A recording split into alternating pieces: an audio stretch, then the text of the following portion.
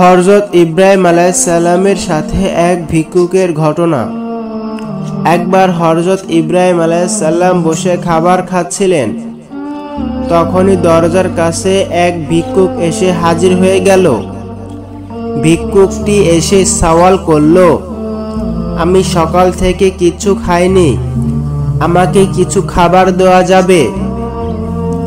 এই কথা শুনে হযরত ইব্রাহিম আলাইহিস সালাম ভিক্ষুকের কিছু রুটি খাবার দিলেন এবং বললেন, বিসমিল্লাহ বলে খাওয়া শুরু করো। তখন ভিক্ষুকটি বলল, আমি বিসমিল্লাহ বলবো কেন? আমি তো আল্লাহকে বিশ্বাস করি না।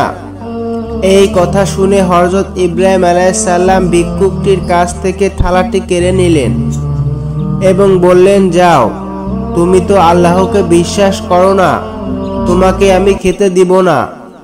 এই কথা শোনার পর ভিক্ষুকটি উঠে ঘর থেকে বের হয়ে গেল।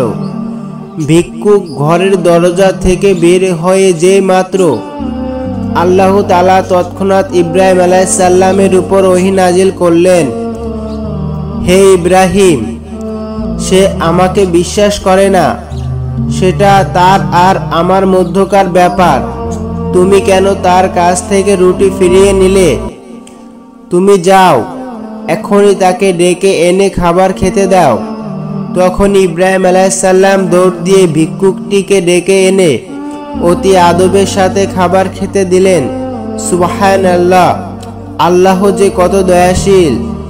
যারা আল্লাহর উপর ঈমান এনেছে এবং আমল করে, তাদের প্রতি আল্লাহর দয়া কেমন হবে একবার ভেবে দেখুন।